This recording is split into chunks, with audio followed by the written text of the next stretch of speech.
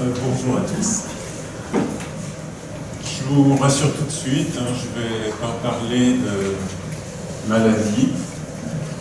On va parler de choses qui consistent à penser qu'il est important d'avoir la santé. Et on va essayer, après avoir éliminé les poisons, toutes ces choses-là qui n'ont pas lieu d'être utilisées dans l'architecture, de se dire comment cette notion peut être un tout petit peu plus élargie pour avoir vraiment la sortie de la santé.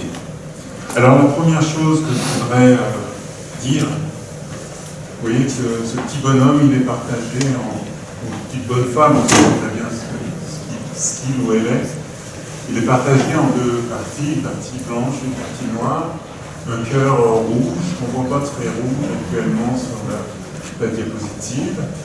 Il y a la lune au bout de son petit doigt gauche, et qui a le soleil sur sa droite, qui a l'horizon de la mer à l'altitude de son diaphragme, et qui a finalement les pieds sur terre en 3 niveaux, puisque finalement, j'aurais tendance à penser que s'abriter, finalement, c'est la chose la plus minimale à obtenir. Malheureusement, beaucoup de gens aujourd'hui ne sont même pas dans cette situation de pouvoir s'abriter. Ensuite, qui a sans doute à voir avec l'horizon, il y a l'idée d'habiter, c'est-à-dire que la contingence de s'abriter est dépassée dans l'ouverture de l'horizon, dans la rencontre, dans l'apparition des émotions, dans la sensibilité de la chose qui éventuellement peut nous faire déboucher sur le fait, à force que d'habiter, d'être habité. Et qu'à ce moment-là, je prétends qu'étant habité, on a vraiment la santé.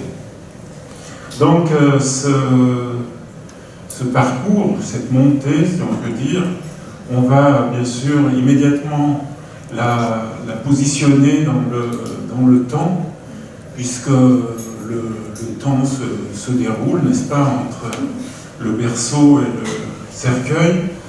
De ce temps a une très très grande importance, et donc sa qualité, et qu'on va essayer de travailler sur une idée de la santé qui est une définition, je trouve, magnifique, puisque la santé serait un état de complet bien-être physique, mental et social.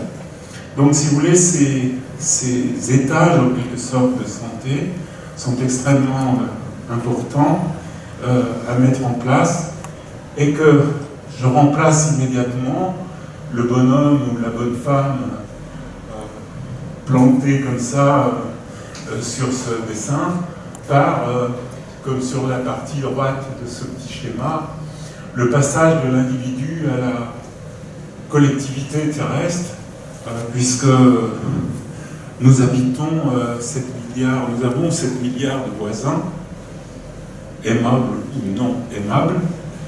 En tout cas, nous sommes 7 milliards, sans doute, peut-être bientôt, sous peu, 8.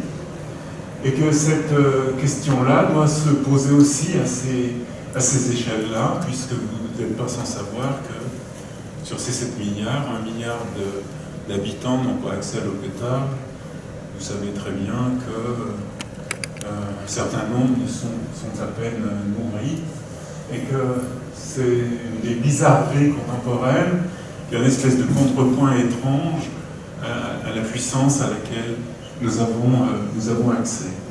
Donc, si vous voulez, cette vaste fresque, vous voyez que sur la dernière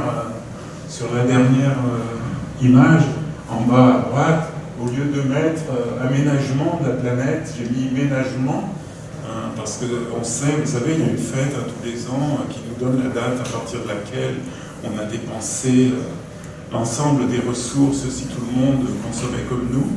Donc, si vous voulez, cette idée de ménagement qui représente la collectivité totale des individus qui habitent sur Terre dont on pense qu'il peut y avoir l'idée d'une santé collective qui repose sur des choses tellement triviales qu'on se demande pourquoi on ne s'y attelle pas avec un tout petit peu plus de vigueur. Donc, et pour commencer, comme en général quand on parle de santé, on commence à se soucier de la question des habitants. Donc une fois n'est pas coutume, au lieu de commencer par les habitants, je vais commencer par les gens qui sont sur le chantier. Qu'est-ce que ça veut dire, quelqu'un qui est sur le chantier? Si, par exemple, vous lui dites, vous allez poser 150 porte-manteaux identiques, alignés, vissés avec 3 chevilles, suivant le trait de cordex claqué sur le mur, et que si vous dites au maçon, vous allez monter votre 1000e moellon, et que finalement la capacité dans laquelle ces gens-là sont mis sur le chantier de pouvoir fabriquer quelque chose, puisque vous les avez transformés en poseurs, vous les avez transformés en une espèce de mercenaires de l'industrie, il est probable qu'ils ne soient pas en très grande santé. On serait fatigué à moins, on regarderait sa pendule ou sa montre à moins, on attendrait le week-end à moins, on attendrait les vacances et la retraite à moins. Donc là, il va falloir introduire une notion qui est peut-être un peu vieillotte, mais qui est l'idée d'œuvre. C'est-à-dire, est-ce que les gens qui sont sur le chantier sont des gens qui produisent quelque chose ou qui font œuvre quand ils travaillent? Moi, je prétends que si on a envie que les gens soient en bonne santé, sans doute il faut empêcher l'utilisation de poisons. Vous savez qu'il y en a un certain nombre qui traînent sur les chantiers, hein, que ce soit des poisons au sens d'émanations diverses et variées, que ce soit des poisons au sens de poussière et autres choses qui vont être liées à la respiration, que ce soit des choses qui peuvent être des dangers physiques, d'objets qu'on dangereux ou de toutes sortes de choses. Mais ces domaines-là, que d'ailleurs au passage, on a externalisé de chacune des personnes sur les chantiers, c'est-à-dire qu'on a nommé le SPS, n'est-ce pas, qui doit s'occuper de la sécurité des autres, parce qu'on est dans une situation tellement débile de séparation des choses les unes avec les autres, que la question de la sécurité de chacun, moi je ne confierai jamais ma sécurité à quelqu'un d'autre quand même.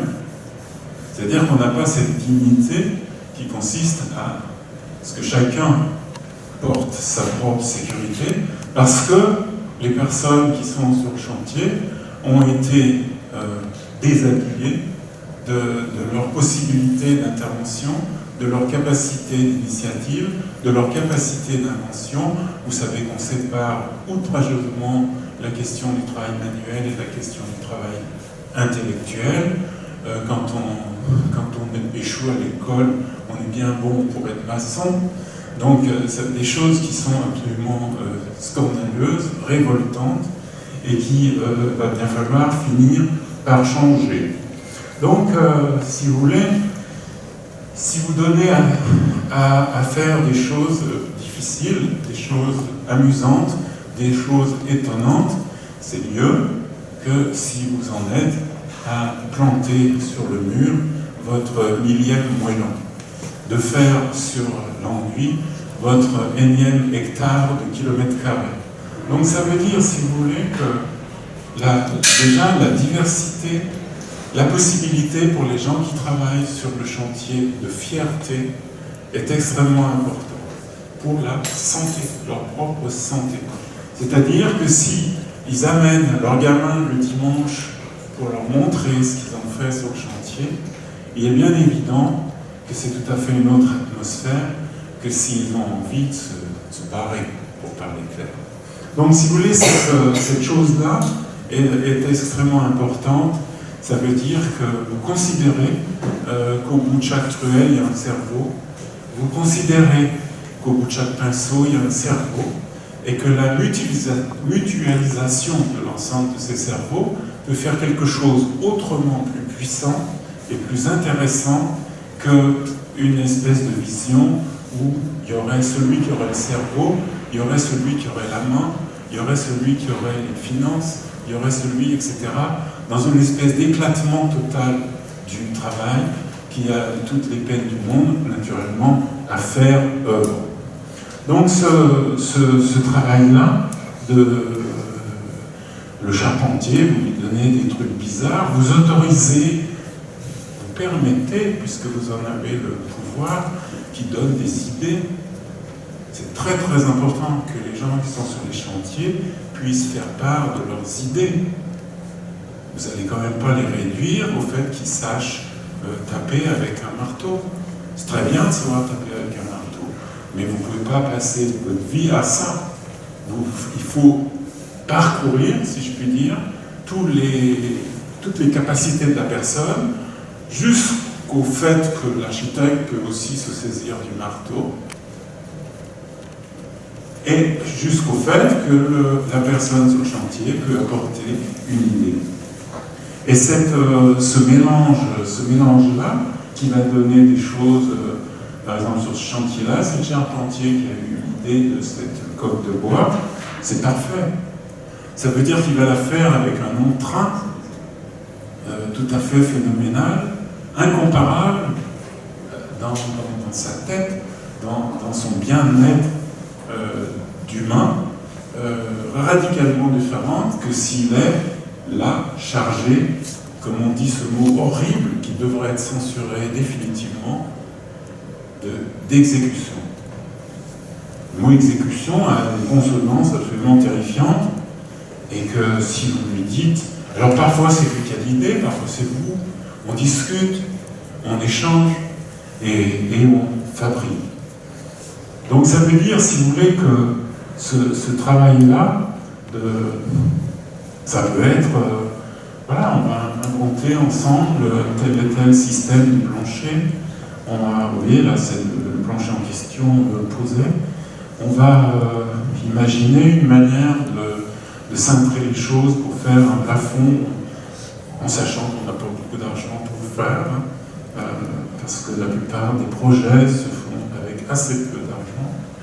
On va imaginer des manières de faire des pieds de poteau où vous n'aurez pas besoin de faire un coffrage. Et que, on dit, on fait comme sur la plage, vous prenez votre seau, vous l'enfoncez dans le tas de sable, et puis après vous coulez, etc. Un coup de brosse et tout ça, ça donne ça. Et puis après, ça donne ça. Dans des gestes qui sont tout à fait simples, et puis sur le chantier, plutôt que de vous précipiter dans des catalogues, il faut déchirer les catalogues. Au lieu de prendre le catalogue des objets sanitaires, n'est-ce pas, vous allez chez le potier à côté. Alors, la plupart du temps, les gens lèvent les bras au ciel en disant « mais ça va coûter très cher ». Non. C'est-à-dire, si vous voulez, on a la tête tellement colonisée par l'industrie qu'on a, y compris, intégré l'idée sans avoir à poser la question que ça va coûter très cher. Alors, dans ces cas-là, on dit « mais est-ce que vous avez posé la question ?» Non. Vous pensez que ça va coûter plus cher, vous n'avez pas posé la question. Non, je n'ai pas posé la question. Posons la question. Posons la question.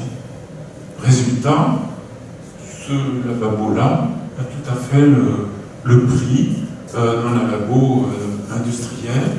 Et du point de vue de la santé collective, c'est beaucoup mieux. Pourquoi ?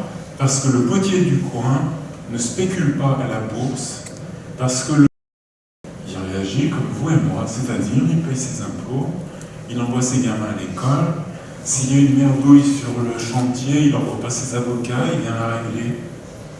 Et cette attitude-là, qui est quand même assez simple, dans la plupart des cas, simplement, il suffit de poser la question. C'est-à-dire de dépasser le fait de notre colonisation intellectuelle, industrielle, pour aller vers des solutions qui sont des espèces d'opportunités qu'on a sous les yeux, mais qu'on a appris à ne pas voir. Et a priori, à éliminer. Et d'un seul coup, l'ambiance du chantier change, l'ambiance avec la maîtrise d'ouvrage et les futurs utilisateurs change. Il se passe tout un tas de processus plutôt joyeux qui doivent quelque part quand même soigner l'augmentation du nombre de burn-out. Donc si vous voulez, ces trucs-là, qui sont quand même assez simples à faire, après, le potier vous dit « mais je peux vous piquer cette idée ?» Il dit « bien sûr, de toute façon, moi je l'ai piqué à quelqu'un d'autre, donc il n'y a aucun espèce de problème, il n'y a pas de brevet. » Et il se met à fabriquer, il se dit « mais oui, mais finalement, au lieu de vendre les trucs pour les touristes, ben, je peux faire des trucs en vrai pour les chantiers. » Et les choses se mettent en place. Si vous dites aux maçons, pour faire un pied de poteau dans un site caillouteux, vous ramassez les pierres, une pierre, celle que vous voulez. Je ne vais pas vous embêter en vous disant c'est celle. Non, vous choisissez la pierre que vous trouvez bien. Vous la mettez. Je ne vais pas savoir la mettre.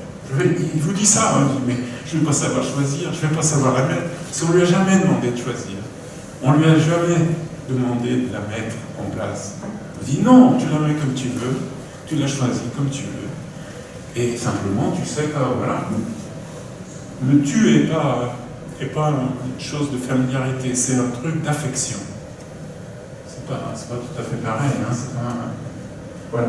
Donc, ben, voilà, vous revenez au rendez-vous de chantier après, vous trouvez une pierre absolument magnifique, il l'a mis comme ça, il dit mais c'est très bien. Mais c'est très bien, alors vas-y, il n'y a pas de souci. Tu vois que tu sais faire. Nous savons tous faire. Si on a la liberté ouverte, la possibilité de faire. Et la fierté soigne. La fierté soigne. Donc, ça n'empêche pas que, oui, vous mettez des peintures bio, machin, tout ça, on est d'accord, hein. Ça n'empêche pas que vous faites attention s'il y a des émissions de poussière, de faire ce qu'il faut, ça n'empêche pas. Mais c'est insuffisant. Ces choses-là sont naturellement insuffisantes. Donc, je pense que... Et là, si vous voulez, c'est dans tous les domaines de la même façon. Par exemple, vous avez ici des parpaings de sciure, des blocs de sciure pour construire cette cloison. C'est une petite école qui est en chantier. Là. Vous faites la séparation entre la circulation et les classes. Il y a de la sciure dans le coin, ben vous utilisez la sciure, vous inventez avec le maçon des procédures pour fabriquer vos roulements. Et voilà, et vous mettez au point, vous discutez, vous échangez, il a une expérience, vous l'écoutez, il vous dit des choses, vous lui dites des choses, parce que vous avez d'autres expériences qui viennent d'ailleurs. Et les choses finissent par se faire. Alors, je ne dis pas que c'est facile, hein, parce qu'il y a le bureau de contrôle, il y a, etc., tout un tas de trucs, mais l'intelligence étant une chose partagée, même dans les bureaux de contrôle, il y a parfois, pas toujours, mais comme chez les architectes, comme chez tout le monde, des gens tout à fait intelligents. Donc, ça veut dire aussi que vous êtes entré, du point de vue d'une possibilité, d'une vitalité, dans des façons de travailler qui sont diversifiées. Parce que, à la fragmentation du travail qui débouche sur un spécialiste qui sait de plus en plus de choses à propos de rien, vous opposez au contraire des manières qui sont extrêmement diversifiées. C'est-à-dire que vous utilisez la possibilité de fabriquer, la possibilité de transformer, la possibilité de recycler, la possibilité de récupérer, la possibilité de réutiliser, la possibilité de réparer, de ramasser, etc., dans une économie qui naturellement ne sera pas exclusivement monétaire. Parce que là aussi, si vous voulez, l'économie, les économistes n'ont pas compris encore à l'heure d'aujourd'hui que l'économie pouvait être d'une autre nature qu'exclusivement monétaire, et qu'il est très important d'essayer d'introduire ces questions, même si c'est à dose homéopathique, ce que vous aurez fait aura été fait. Donc ça veut dire qu'effectivement on peut acheter, mais on peut échanger, on peut troquer, on peut donner, on peut transmettre, on peut préserver, on peut faire tout un tas de choses dans des rapports humains qui sont d'une toute autre nature, diverses, complémentaires, articulées les unes aux autres, dans une espèce de chose qui considère le chantier et la façon de faire le projet, non pas comme un moment de production de mètres carrés construits, mais comme un moment de vie partagée. Alors, tout ça, naturellement, a des conséquences extrêmement importantes. Si vous voulez, aujourd'hui, on a l'habitude de considérer que l'architecture, c'est ce petit machin-là, construit. Il est bien évident que ça ne peut plus être comme ça. Ça veut dire qu'à l'heure d'aujourd'hui, on doit considérer que ce que je construis ici génère un trou là. Le trou en question fait partie de l'architecture.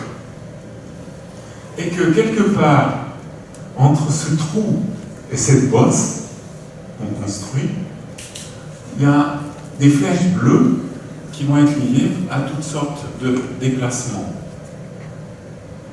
Et que, bien sûr, ce que vous faites ici a à voir avec la longueur des bouchons sur les routes, a à voir avec la largeur de l'autoroute qui passe, a à voir avec le nombre de gens qui circulent, a à voir avec tout un tas de dispositions d'aménagement qui devraient logiquement relever du ménagement.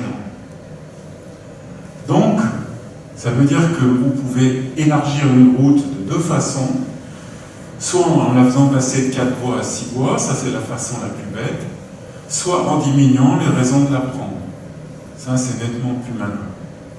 Donc ça veut dire que vous allez intégrer dans vos bâtiments ces éléments-là, qui ont évidemment des conséquences absolument énormes sur ce qui se passe à d'autres échelles dont on va parler un petit peu plus tard sur les questions de santé, qui sont précisément la qualité globale, qualité d'air, qualité d'eau, qualité de sol, qualité de sous-sol, sur lesquels et desquels on dépend.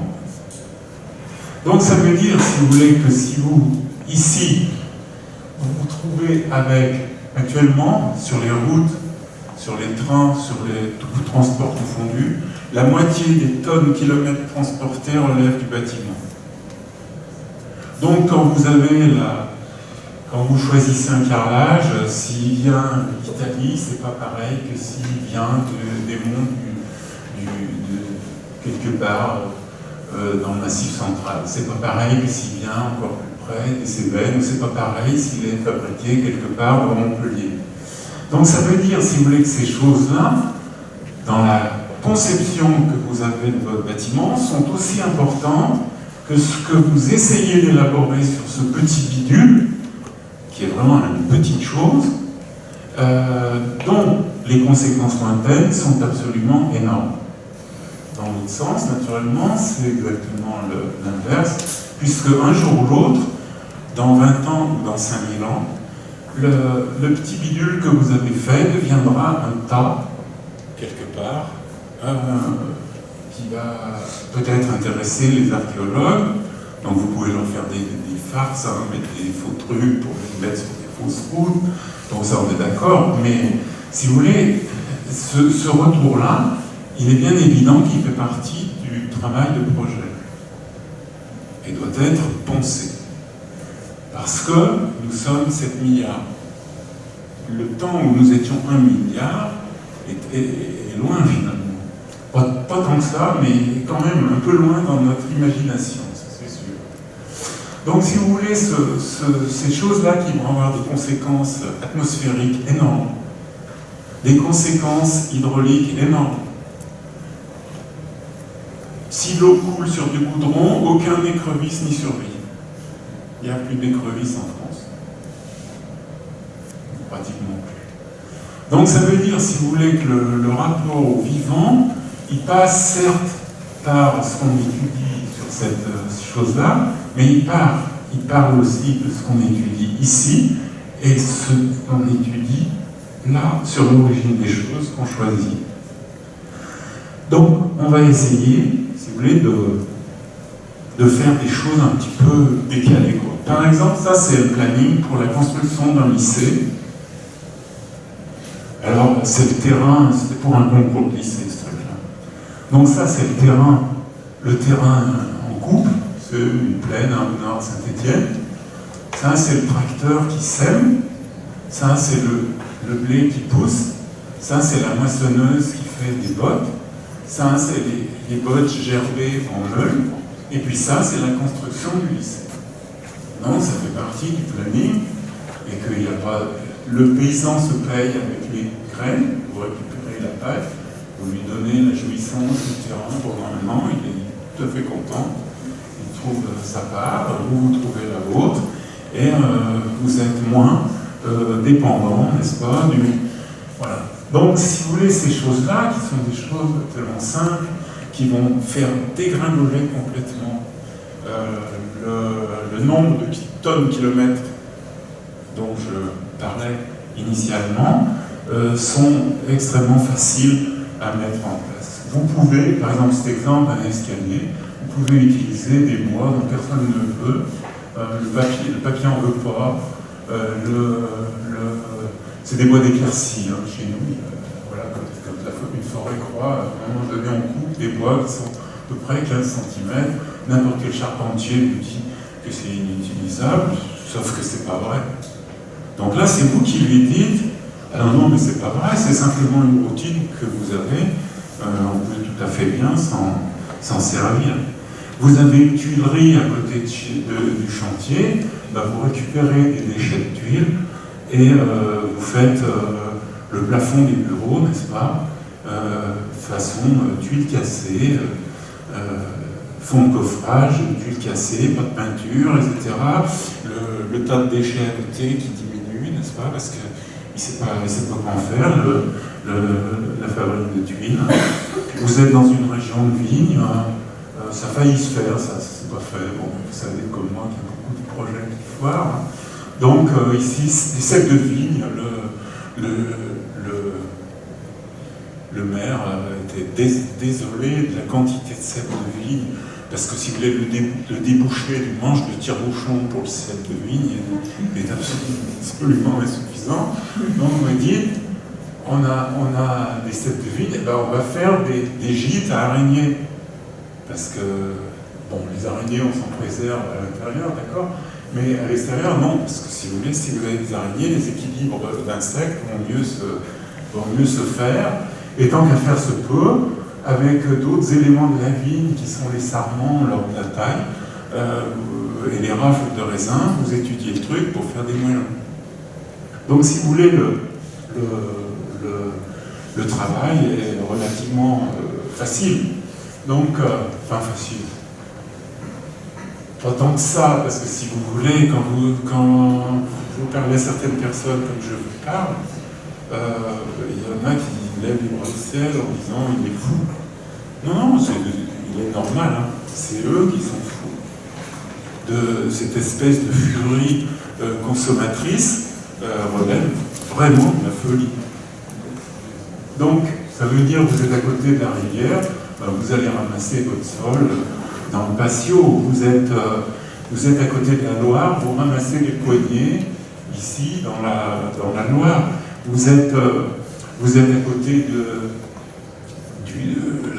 la Loire aussi, vous ramassez vos poignées de meubles, vous les cueillez. Alors, la première fois que vous dites ça au menuisier, il dit mais moi j'ai des catalogues, on s'en fout des catalogues, on va le faire. Et puis, parfois ça marche, pas toujours, ça marche pas toujours. Il y en a qui se trouvent ça absolument pas grave, parce que, si vous voulez, le fait de, par exemple, dire on va aller se promener à la fin du rendez-vous de chantier, choisir une poignée en bord de Loire, pareil, une chose. Parce que, normalement, quand vous allez choisir les poignées, il y a quelqu'un qui vous emmène dans un showroom, ou quelqu'un d'autre qui vous amène un catalogue, enfin il est sur papier glacé d'ailleurs, le catalogue souvent, et ça finit avec un numéro. Et il commande avec Internet, un machin, ça arrive dans un paquet, il a vu personne, il n'a vu aucun paysage, il n'a pas vu la fraîcheur de l'eau, il n'a pas vécu. Il est comme un technocrate fermé dans son bureau qui va visser besogneusement ses poignets après. Non, on va les cueillir ensemble, les poignets. Alors, avec des petits gestes comme ça, je vous assure que parfois, avec certaines personnes, c'est assez cocasse, mais il faut essayer, quoi. À chaque fois, il faut essayer. Ce qui veut dire que si vous faites ça, vous allez mélanger la production industrielle parce que vous ne l'aurez pas tout éliminé, la production artisanale que vous aurez pris soin de ne pas transformer en poseur. Je vous donne des exemples. Clermont-Ferrand, il n'y a plus un menuisier capable de fabriquer une menuiserie à Clermont-Ferrand. Voilà. Les menuisiers de Clermont-Ferrand, ça y est, c'est terminé. C'est uniquement des poseurs menuisants. Anecdote vécue il y a pas mal de temps déjà, il y a une dizaine d'années. Vous mélangez bien sûr la production artistique, parce qu'il n'y a pas raison que les artistes soient condamnés aux galeries et aux musées. Et vous mélangez ça en plus avec la possibilité pour les gens de l'autoproduction. Donc on va passer aux habitants. Terrain dans le Beaujolais, où ma grand-mère disait il n'y a pas de mal à se faire du bien. Donc comment vous faites pour vous implanter? Il se trouve que c'est un lieu, comme vous verrez après sur les photos, qui est très peu construit. Il y a de la place. Vous commencez avec le sourcier, pour ne pas vous mettre à des endroits qui feront crever un arbre 2 kilomètres plus loin parce que vous avez pincé une veine d'eau qui passe sur le terrain et que vous savez que sur le passage d'une veine d'eau, ça ne tue pas de dormir sur une veine d'eau, mais on dort moins bien. Donc, comme il n'y a pas de mal à se faire du bien, on va travailler avec le sorcier et on va se planter à un endroit, on pourrait dire, le sous-sol est calme. Parce que le sous-sol bouge, bien sûr. Il parcourt une flotte, il y a des différences de potentiel électrique selon les matériaux, quand les matériaux changent, toutes sortes de choses, qui fait que le sous-sol vit. Si vous commencez à regarder dans les villes, combien de villes commencent leur plan d'urbanisme avec une compréhension de leur propre sous-sol, c'est assez hallucinant comme impasse. Donc ça veut dire que déjà, vous pouvez vous installer à des endroits qui vous font du bien. Donc ça c'est important. Vous allez mieux dormir, vous avez du calme, où l'espace dans lequel vous habitez va être plus calme. Ensuite, de quoi alors, on va dire des évidences triviales. Hein. Il y a du vent, vous vous baissez, vous protégez du vent, vous enfoncez la cour, etc. Toutes sortes de gestes tout à fait banals qui vont ensuite se mettre en place avec la possibilité de dire j'offre, ça c'est très important, j'offre radicalement, grosso modo le nord est ici, sud, ici, est, ouest. J'offre radicalement à l'intérieur des lieux qui sont orientés de façon très nette. Ici on est plein sud, grande des bords casquettes. Au sud, à l'endroit où précisément vous avez le maximum de lumière, vous créez un lieu qui est exactement l'inverse, son complémentaire, qui est un lieu d'ombre. Une partie qui regarde l'ouest, et puis des parties ici qui regardent l'est. Au centre, une chose que l'on ne peut pas, qu'on éclairera uniquement par en haut, et qui est la salle de bain. Donc ça veut dire, si vous voulez, que vous avez ici des rapports à l'extérieur, des orientations, des rapports aux points cardinaux, des rapports au levant couchant net, parce qu'à certains moments, vous avez besoin d'être dans un endroit sombre ou dans un endroit clair. Vous avez besoin d'être sur un soleil qui descend ou sur un soleil qui monte. Vous avez besoin de quelque chose qui est votre projection dans le monde dans lequel vous habitez. Et si ces lieux-là n'existent pas, c'est-à-dire que soit vous avez la boîte de verre, n'est-ce pas, ou la catacombe fermée, ben évidemment, ça ne marche pas. Donc ça veut dire que quelque part, on va retrouver l'idée que le site, d'une façon générale, dans ses caractéristiques climato-géographiques en général, va se retrouver projeté et va dessiner le bâtiment que vous êtes en train de faire. C'est-à-dire que c'est pas Manaroth, parce que Manaroth, tout le monde s'en fout, c'est les dispositions qui existent à l'endroit où vous vous trouvez, que vous accueillez pour les exalter, de façon à ce que, finalement, habitant cette maison quelque part, elles vous disent la façon, la possibilité de plus complètement habiter le lieu.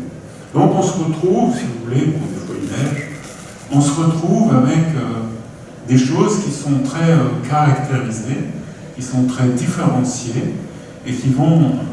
Là, la maison que vous avez vue est une maison chère, donc voilà. Là, c'est une maison à petit budget, mais vous avez exactement la même chose. C'est-à-dire que vous avez point et contre-point. C'est-à-dire, ici, hop, là, le sud est à gauche, là, sur ce dessin.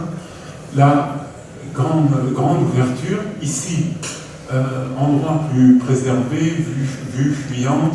Là, la salle de bain, avec une salle de bain au contraire ouverte.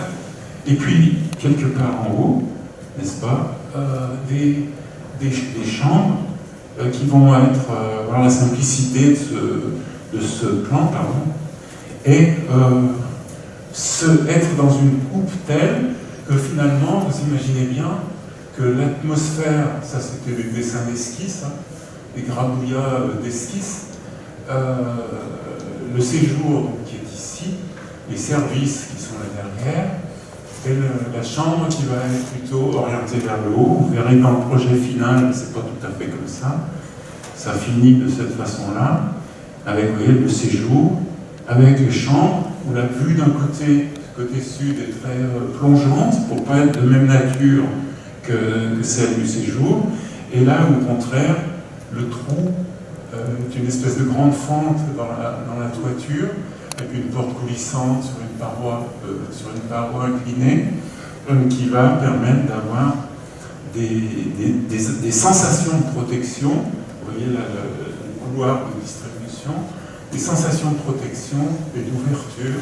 Parce qu'à certains moments, si vous avez envie d'être replié et que vous n'avez aucun espace pour vous replier, ça ne va pas.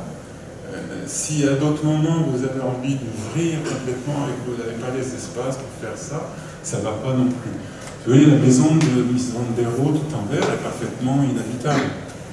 Parce que précisément, elle a exagéré à la sortie d'une période historique de maisons plus fermées, etc. Elle a exagéré la chose en faisant une espèce de belvédère autour d'un noyau de service. Mais en vrai, c'est parfaitement inhabitable. Donc ça veut dire, si vous voulez, parce qu'il n'y a pas ces alternances de possibilités d'aller dans le sombre, dans l'ombre, de trouver l'ombre, ou de trouver la lumière, de trouver le levant, ou de trouver le couchant. Il sera dans son bâtiment, mais en tout cas, les différenciations ne sont pas. Si par exemple, vous prenez c'est un exemple de rénovation, c'est pareil. Vous avez ouvert ici, très très grand ouvert ici, très fermé, avec une toute petite fenêtre ici, très basse, très sombre, etc. L'endroit où on mange qui s'avance, au contraire vers la lumière, service, etc. Dans une disposition où les chambres en haut vont être dans un espace extrêmement, comment dire, avec une géométrie de coupe très adoucie par la courbure du toit, quand le séjour, lui, du fait de sa section, est projeté projeté sur l'extérieur. C'est-à-dire que l'exagération, l'espèce d'écho à des situations de vie doit pouvoir se trouver dans toutes sortes de différences pour positionner, là vous voyez une photo de l'intérieur, pour que chacun puisse se positionner dans... alors au passage, bon, oui, on n'est pas obligé de faire des serrures en métal, parce que le métal, il y a beaucoup de gaz carbonique, n'est-ce pas, dans le métal, on peut faire... Alors ça, c'est un autre sujet. C'est la possibilité pour les personnes, dans quelle mesure les laissez-vous intervenir? C'est-à-dire que partout, aujourd'hui, vous avez des codes machins, vous avez des circuits électroniques irréparables, vous avez tout un tas de fatras, de trucs absolument épouvantables, qui met les gens en état de dépendance totale des marchands. Donc, mettant les gens en état de dépendance des marchands, soit vous sécrétez pour certains de l'énervement, parce que c'est extrêmement agaçant d'être dépendant, soit de la frustration. Et c'est extrêmement embêtant d'être frustré. Donc, nous, dans la mesure du possible, on fait des systèmes très simples et on ne manque pas de faire l'éloge de la ficelle. La ficelle est un truc absolument extraordinaire qu'humanité a inventé depuis très très longtemps, avec lequel on peut faire quantité de choses. Donc, si par exemple vous prenez cette cuisine, n'est-ce pas, vous tirez la ficelle ici, qui est là, et il y a des poulies, vous la voyez là, une charnière qui a un manche à balai, et la porte s'ouvre comme ça. Voilà, si vous prenez celle-là, c'est pareil. Vous avez ici une ficelle, vous avez ici un contrepoids pour pas que ce soit trop lourd. La ficelle arrive ici. Quand c'est fermé, la poignée est là. La poignée a été récupérée dans le grenier et traînait dans une boîte. Voilà, vous l'utilisez. Vous l'accrochez sous le rayon du poivre et du sel pour ouvrir le haut. Une ficelle, ça se change.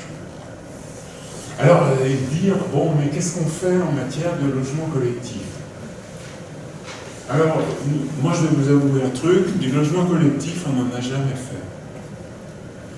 Pourquoi? Parce qu'on a toujours refusé de faire des logements collectifs avec une sociologie qui est celle des années 60, et même dans les années 60, je ne suis pas sûr qu'elle était éminemment adaptée à la situation.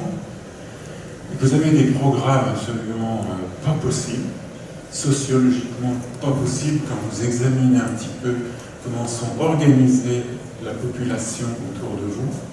Donc, comme on a toujours mis ça comme condition, on nous a toujours répondu qu'on n'en ferait pas. Alors, je vous montre quand même un projet qui a failli se faire à Lyon, pour dire que même si vous ne connaissez pas les personnes, vous pouvez quand même faire des choses. Donc oui, l'homme habite la terre en poète. Et ça, c'est très important d'avoir ça quelque part dans la tête. Donc ça, c'était les premiers dessins pour caractériser, on pourrait dire, au moins deux catégories de tempérament humain. Celui qui va habiter ici, puisqu'en bas, ça va être les services communs, parce que tout le monde sait qu'on ne peut pas se contenter. Ça aussi, hein, les programmes de logement sont calamiteux sur ces questions. Hein. On sait très bien qu'on ne peut pas, quand on fait du logement, se contenter d'empiler des logements. Il faut des services avec tout ça. Donc, les services, en général, ils sont zappés, n'est-ce pas? Et on voit bien ce que ça donne. Si vous prenez, malgré des essais dans l'histoire qui sont quand même intéressants, hein, Le Corbusier en 1960, vous regardez ce qui se passe dans une unité d'habitation, quand vous avez 40 000 m² de surface pour les logements, vous avez 10 000 m² de surface collective donnée à la libre disposition de la population. Analysez n'importe quel immeuble que vous avez dans le quartier, vous verrez que c'est pas comme ça. Vous n'êtes pas dans le rapport un quart de la surface habitée, logement, qui est surface donnée à la population. Mais Enfin bon, on ne va pas épiloguer sur cette question, mais en tout cas, si vous voulez, les choses vont se dessiner. En bas, c'est atelier magasin, derrière, c'est jardin. Là, c'était une rue de Lyon, une terrasse collective à mi-hauteur et des habitations bizarres en haut, parce qu'il y a des gens qui supportent pas ce type d'espace, et il y a des gens qui supportent pas ce type d'espace. Donc ça veut dire, si vous voulez, que vous ne savez pas lequel vous allez avoir, ben vous offrez les deux. Vous n'allez quand même pas offrir, alors 2. Après, vous pourrez le développer à 4, à 8, à 10. Mais en tout cas, vous commencez au moins par des grandes catégories de tempérament humain, parce que la question de la santé est extrêmement importante sur le fait que les architectures qu'on propose accueillent ou n'accueillent pas les tempéraments humains qui existent et dont n'importe quel socio-psychologue peut vous faire la liste. Donc ça veut dire qu'il y a des gens qui vont vous dire que c'est inhumain d'habiter au 10e étage, et il y a d'autres gens qui vont vous dire « mais moi je ne veux pas habiter en dessous du 10e étage. Moi je veux un logement belvédère, et moi je veux un logement type taupe. » Si vous voyez, c'est le chinois, si vous étiez un animal, qu'est-ce que vous seriez? Si vous étiez un arbre, qu'est-ce que vous seriez? Et si vous commencez à faire ce genre d'interview, vous allez vous apercevoir que vous aurez une diversité absolument phénoménale, et que vous n'allez pas dupliquer vos étages l'un sur l'autre comme si de rien n'était, comme si vous étiez ignorant de tout ça.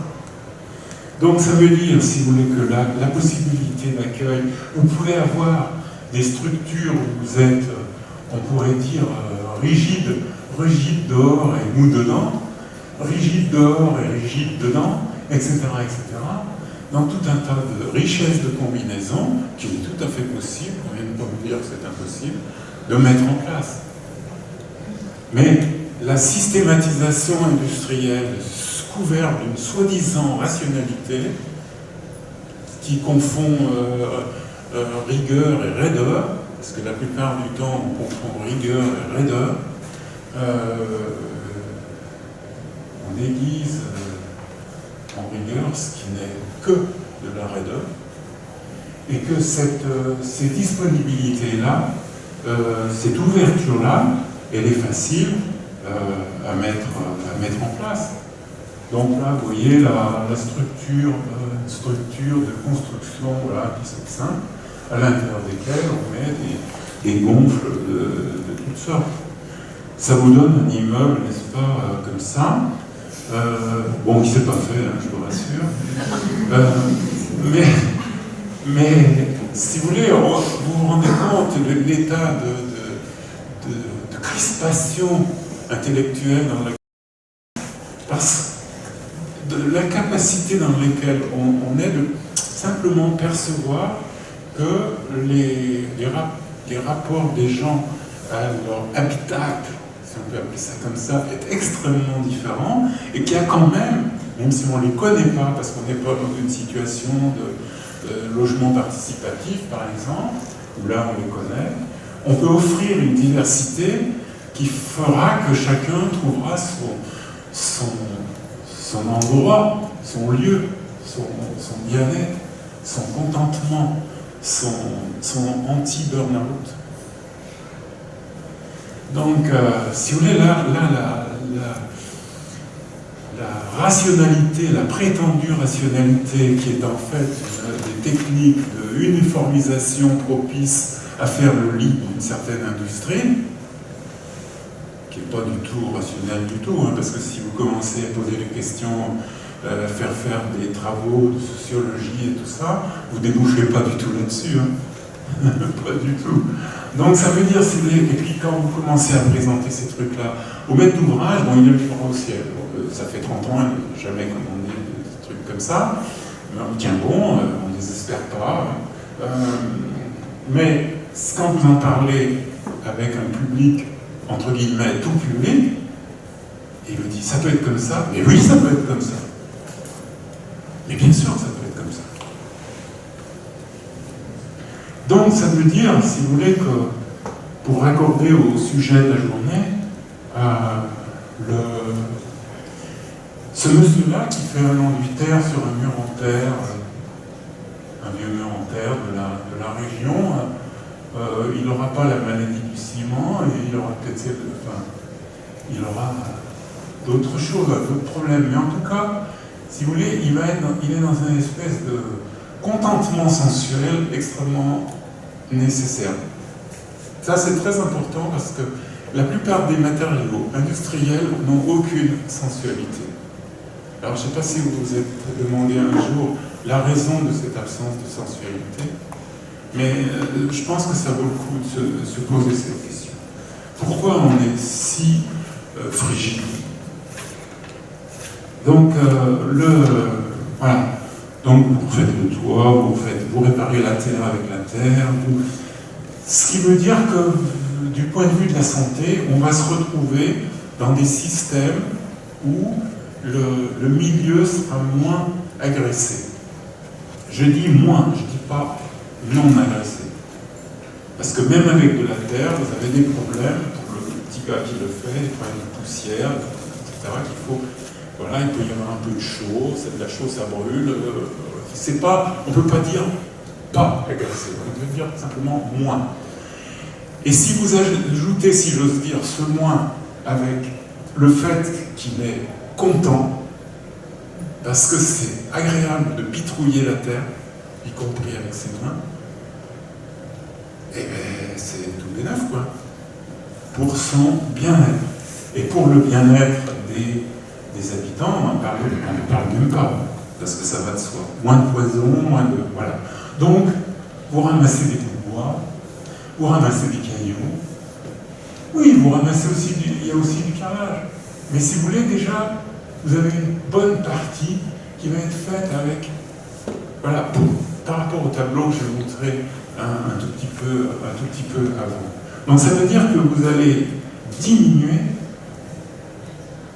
ces cailloux-là, n'est-ce pas? Ces cailloux-là, c'était des cailloux ramassés sur le terrain, simplement. Donc, il y a des cailloux sur le terrain, ben, vous les ramassez. Là aussi, il y avait dans le champ d'en face une ruine. Vous demandez au voisin, oui, ça l'arrange, il y aura moins de buissons, parce que c'était colonisé par le buisson, ça lui range son truc, etc. Et puis, vous allez couper les trucs. Les petits bouts de bois dont je vous parlais, ben voilà, vous faites la structure de la maison. Pour faire ça, vous mettez au point un outil, parce que bien sûr, le charpentier vous dit, mais on ne peut pas le faire. Mais si, on va le faire, tu vas voir. Vous travaillez avec lui, on le fait. Pas de difficulté. Vous pouvez même mettre la douzaine d'huîtres que vous avez mangées à Noël dans la gargouille. Vous pouvez, avec des médiocres planches, faire des dalles de bois. Vous pouvez, avec un bête cloueur, faire ce genre de truc, toujours dans l'idée d'être moins impactant, gaz carbonique, moins impactant en transport, parce que les bois viennent juste à côté, moins impactant du point de vue du poids, moins impactant de toutes sortes d'aspects qui vont vous laisser je ne veux pas dire un espace plus propre, plus vivant, plus tout ce que vous voulez, mais qui vont vous laisser un truc que vous avez moins sali, moins usé. Parce que notre problème, c'est que vivre quelque part use l'endroit où on vit. Le problème étant d'user moins que ce que la nature est capable de régénérer. Et aujourd'hui, on a complètement dépassé ça, complètement. Donc, si vous voulez, là, voilà, on peut continuer à s'amuser comme ça, mais vous ramassez les réseaux de Camargue, parce que quel est l'intérêt de ça? C'est que si vous couvrez ce truc pour faire de l'ombre dans un jardin public, vous voyez, pas énormément d'arbres. Donc vous utilisez les réseaux de Camargue parce que vous n'êtes pas loin de Camargue, et que si vous utilisez les réseaux de Camargue, les Camarguais vont avoir un revenu, n'auront pas besoin de demander une subvention à l'Europe, pour entretenir les digues, etc., etc. Donc vous avez tout un processus qui conjugue en général à la fois la qualité sanitaire de l'espace dans lequel, l'espace commun, la maison commune dans laquelle on habite, articulée avec le fait d'une attitude non délirante d'un point de vue politique et économique. Donc ça veut dire, si vous voulez, que le travail... Voilà. Petit chapitre vite fait sur la qualité de l'eau, parce que vous savez que c'est un problème. Hein. Aucun d'entre vous ici boit de l'eau potable. Moi non plus. Pourquoi? Parce qu'à la fin du XXe siècle, nos députés ont voté que le taux de nitrate admissible dans l'eau était acceptable à 2 fois celui que préconise l'OMS pour déclarer une eau potable. Parce qu'il faut bien protéger les lobbies agricoles, enfin une certaine agriculture. Donc ça veut dire, si vous voulez, que la question de l'eau, vous le savez, est absolument centrale. Un fleuve coule, dans un fleuve coule de l'eau, coule des graviers, coule et du sable. Hein. Pourquoi? Vous savez pourquoi vos plages reculent quand même. Donc pourquoi nos plages reculent? Parce que ça coule presque plus, n'est-ce pas? Parce que voilà. Et coule dans la terre, n'est-ce pas? À des vitesses lentes, certes, mais coule quand même. Donc ça veut dire qu'on a une vision où l'eau, c'est simplement... Le fleuve, c'est simplement un tuyau d'eau. Non, c'est bien plus compliqué que ça, la vie d'un fleuve. Et vous savez que, vous comme moi, on a fait des systèmes de traitement d'eau pluviale qui sont aussi joyeux que ceux-ci, avec un chaînon en zinc, une canalisation en PVC, un regard en béton, et voilà, quand c'est pas raccordé, parce qu'il n'y a pas de séparatif, où tout allez vous. Alors, si on était civilisé, on remplacerait, pourtant l'histoire nous a appris ça, hein, mais même les architectes des monuments historiques ne le savent plus. L'histoire nous a appris qu'on évacuait l'eau par des gargouilles. Pourquoi on évacue l'eau par des gargouilles? Parce que l'eau éclabousse en bas, brumise, change la polarité électrique de l'air comme un orage. Et vous avez dû remarquer qu'après un orage, l'air est plus léger. Pourquoi? C'est simplement parce que la polarité électrique de l'air en question a été changée par la nébulisation de l'eau. Donc on ne nébulise pas, n'est-ce pas? On ne nébulise surtout pas, hein, des fois qu'on serait mieux. Voilà. Expérience vécue, ancienne rigole, n'est-ce pas? Vue en couple, vue en plan, nouvelle rigole. Bon, alors la différence, vous avez une explication de la différence ici. Quand l'eau coule ici, elle peut passer entre les galets, donc il y a une partie qui peut être infiltrée. L'excédent, là il n'y a rien qui est infiltré, parce qu'on a pris soin en plus de bien jointer les trucs, hein, parce que si vous voulez, la culture de l'étanche est absolument terrible. Hein. Donc voilà, les ouvertures comme ça ici qui sont à chaque caillou, quand l'eau court, ça veut dire que l'eau, comme disent les biodynamiciens, l'eau s'ouvre, vous ouvrez l'eau, et la qualité à la sortie de l'eau n'a rien à voir entre une eau qui a coulé de cette façon-là et une eau qui a coulé de cette façon-là. Donc si tant est que vous ayez à faire des rigoles en béton, vous pouvez quand même au moins les faire comme ça ne coûtera pas 1 centime de plus, je veux dire pas droite. Vous pouvez aussi, si vous voulez, les faire comme ça, avec des micro-cascades qui vont permettre un petit tourbillon à chaque effondrement de niveau. Mais si naturellement vous pouvez faire attention à faire des rigoles perméables, c'est mieux, c'est carrément mieux. Ça veut dire, si par exemple ce projet-là, quelque part vers Orange, ce projet-là, l'eau pluviale est récupérée là, elle va dans cette espèce de truc, puisque vous savez que ici, sous un avantoir, rien ne pousse, sauf si vous arrosez. Pour arroser, rien de plus simple. Vous faites ici un truc avec des petits trous qui vont gentiment arroser sous le toit quand il pleut. Donc les gargouilles, on y va, on les fait. Alors, selon les cas, on est sur une zone parties humides, au lieu d'assécher et de drainer, ben, on rassemble l'eau quelque part, on y jette l'eau pluviale, l'association de pêche y met ses carpes et c'est parfait. Donc, si vous voulez, le travail, ce travail-là est extrêmement important sur le rapport au vivant, puisque nous ne sommes pas 1 milliard d'habitants. Parce que quand on était 1 milliard d'habitants, si on coupe tous ces trucs-là, ça continue à marcher, à l'échelle collective. Le monde continue à marcher. Quand on est 7, bientôt 8, bientôt 9 milliards d'habitants, ça ne marche plus. C'est-à-dire que la proximité végétale, comme vous pouvez le voir, ne peut pas être de même nature que celle qui a été pratiquée lorsque vous aviez 1 milliard d'habitants. Donc ça veut dire que vous avez trouvé des moyens de conjugaison du végétal et du minéral, du construit, tout à fait différents de celles d'il y a un siècle, de façon à ce que la vitalité qui nous porte, qui porte ce que nous sommes, qui fait démarrer les chaînes alimentaires et met en route ce que, n'est-ce pas, nous mangeons, ce que nous buvons, si on ne s'occupe pas de ces questions-là dans une espèce de proximité du vivant à inventer par rapport au changement d'échelle du nombre de la population, ça ne le fera pas.